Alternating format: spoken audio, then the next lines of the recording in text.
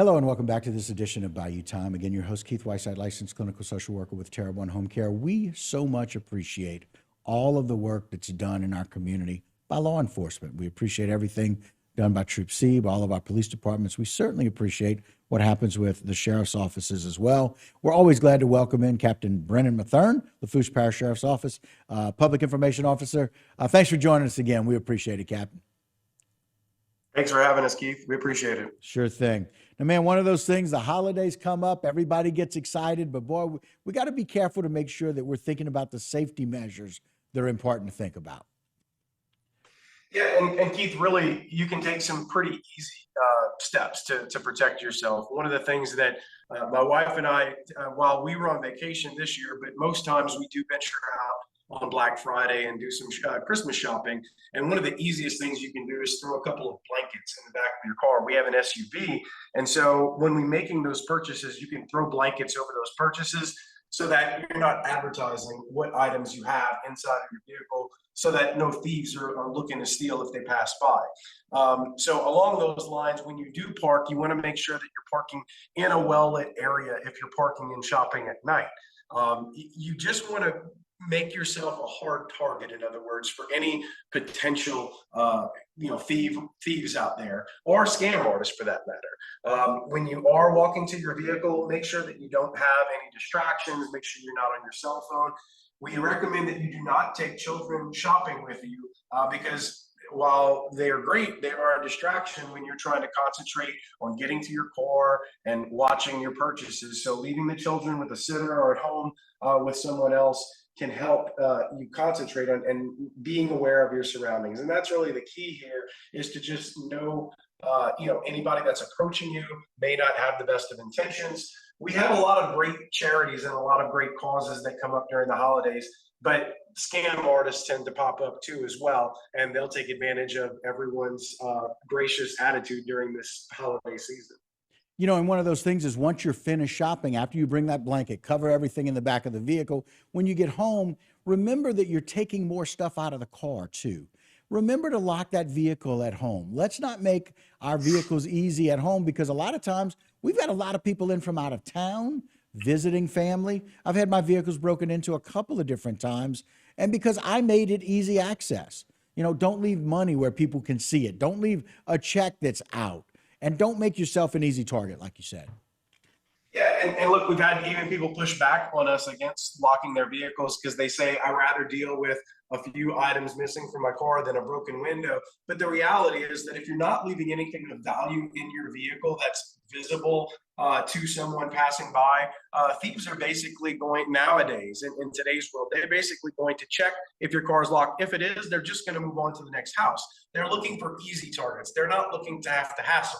Now, if you leave something obviously valuable, like a firearm or a prescription medication or expensive sunglasses, yes, they may break the window to try to steal them. But like you said, Keith, it's all about protecting yourself and making yourself to where you're not an easy target for criminals. An example of that, as you pointed out, you don't want to advertise what you have, the things that you bought. So even after you bought items or after Christmas, instead of putting out a big TV box or a big box for a game system at the roadside, break that box down and stuff it inside of your trash receptacle. Because what you're doing is you have a large billboard in front of your house saying, hey, this is the new item I have. Yeah, okay. I have a brand new 65-inch whatever in my house, and it gives people the opportunity to maybe consider doing that and breaking in. So exactly. Really good point. Case in point, if you lock your car door, we have cameras around. Several of our neighbors have cameras. We've had people walk through and they've tested the car doors. We've seen them, and nothing's happened because all of our doors were locked. So it just supports what you say. On the good end, let's talk a little bit about the Christmas Bite giveaway. I always love talking with you this time of year because that's just so exciting that y'all do this. So I've actually been helping deliver the bike since I've been an employee here for the last 11 years. But last year, I actually took over the program. And so it's even more so that I have hands-on for this. And it's just awesome that you get to deliver and these bikes and put these bicycles in the hands of kids. What we used to do is we used to take old bikes and repurpose them and have our trustees work on them and give them to people. But as I said, I've been delivering these bikes and I've seen, the look on a kid's face just isn't the same if they're getting a used or rusty bike versus that brand new shiny bike. So in talking to Sheriff Weber, one of the changes we made last year was we are only going to purchase new bikes. And if it is a used bike, it has to look brand new. And we will spruce them up. But we've done this through gracious donations from our community. I've already accepted $5,000 in donations just over the past week and a half.